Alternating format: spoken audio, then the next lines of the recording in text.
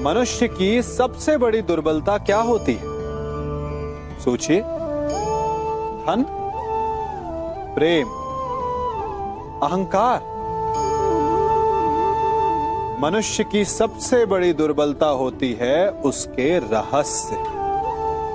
चाहे आप कितने भी शक्तिशाली क्यों ना हो, कितने भी प्रबल क्यों ना हो, परंतु उसके रहस्य उसके नाश की चाबी होती है। इसलिए यदि प्रबल रहना है, शक्तिशाली रहना है, समर्थ रहना है, तो अपने रहस्य को किसी को भी ना बताएं, ना मित्र को और ना ही शत्रु को, क्योंकि समय पड़ने पर कब कौन शत्रु हो जाए ऐसा कहना संभव नहीं। विभीषण को रावण के अमृत कुंड का ज्ञात था, इसीलिए प्रभु श्री राम रावण का वध करने में सफल हो सके। इसलिए उचित यही है कि आप अपने रहस्य को स्वयं तक ही सीमित रखें। मनुष्य जीवन की परीक्षा में सफल होने के लिए क्या नहीं करता? वो परिश्रम करता है, दौड़ भाग करता है, और ये सब करने के पश्चात भी जब उसका काम नहीं बनता तो वो नकल करता है ना? तनिक लौटिए अपने बचपन में, स्मरण कीजिए अपने बचपन की स्मृतियों का। क्या स्मरण हुआ? विद्यालय में जब आप परीक्षा देने जाते थे तो क्या होता था? आप ना सही, परंतु कोई ना कोई सफलता पाने के लिए नकल करता ही था और उत्तीर्ण भी हो जाता था, है ना? परंतु जीवन की परीक्षा ऐसी नहीं होती। नकल करने वाला सफल नहीं होता। कारण विद्यालय में सबके प्रश्न पत्र एक होते थे, परंतु जीवन के प्रश्न पत्र और उनकी कठिनाई सबके लिए भिन्न होती, तो निश्चित रूप से उनके उत्तर भी भिन्न होंगे ना। इसलिए यदि आपको जीवन में सफलता पानी है तो नकल ना कीजिए, स्वयं के प्रश्नों का उत्तर स्वयं ढूंढिए और सफलता आपकी ही होगी।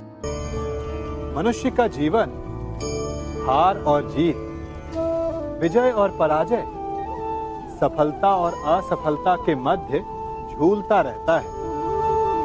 आपके साथ भी ऐसा होता होगा, है ना?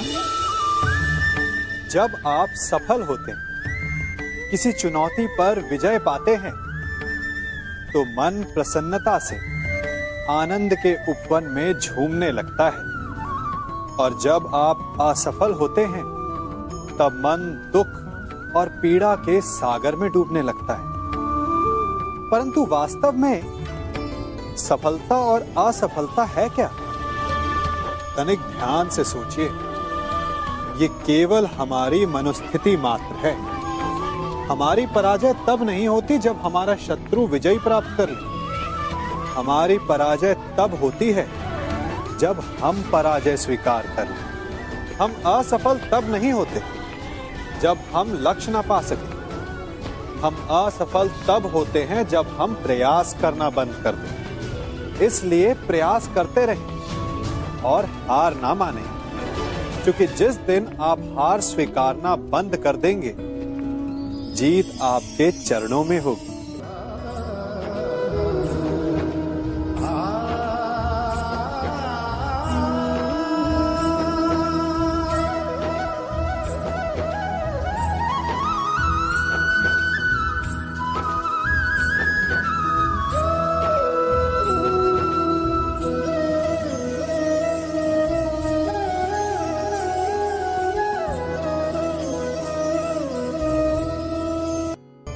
आप सबने बरगद के वृक्ष को तो देखा ही होगा। क्या आपको ज्ञात है, बरगद के वृक्ष के बीज का आकार राई से भी छोटा होता है, परंतु बरगद का वृक्ष संसार के महाकाय वृक्षों में जाना जाता है। जब उसका जन्म होता है तब उसमें वो जटाएं, वो शाखाएं नहीं होती, परंतु जैसे जैसे उसका विस्तार होता है, जैसे जैसे वो अधिक शाखाओं का भार उठाता है, अधिक पत्तियों का सृजन करता है, वैसे वैसे उसकी शाखाएं जटाएं बनकर जड़ तक पहुंचती है और इस वृक्ष को सहारा देती है। ये जीवन का बहुत महत्वपूर्ण पथ है। बिना लोभ लालच शुभ कार्य करें, अन्य लोगों की सहायता करें। धीरे धीरे आपने जिनकी सहायता की वो आपके सहायक बनते जाएंगे, आपकी जड़ों को और बलशाली बनाएंगे, आयु मान और आकार बढ़ाएंगे। सहजीवन, सहायता और निष्काम कर्म आपको मृत्यु के पश्चात भी मरने नहीं देगा, आपको अमर रखेगा। हमारा शरीर प्रकृति का एक महान आविष्कार है। इससे जटिल संरचना संसार में और कोई नहीं। हमारा शरीर जितना जटिल है, यदि इसे ठीक से जाना जाए तो इससे अधिक सरल ज्ञान देने वाला और कोई नहीं। हमारे शरीर में 5 इंद्रियां होती हैं जो हमें भाव, गुण और वस्तुओं का बोध कराती हैं। हमारे पास आंखें हैं, नाक है, स्पर्श के लिए त्वचा है, कान है और जीभा है। सबका भिन्न भिन्न कार्य है। आंखों से देखना, कानों से सुनना, नथनों से श्वास लेना, त्वचा से स्पर्श करना और जीभा से स्वाद लेना। परंतु क्या आपने कभी सोचा कि प्रकृति ने हमें 2 आंखें दी, 2 नथने दी, 2 कान दी, स्पर्श के लिए ये पूरा शरीर दिया, परंतु जीभा केवल 1 दी? ऐसा क्यों? क्योंकि प्रकृति चाहती है कि हम देखें अधिक, सुने अधिक और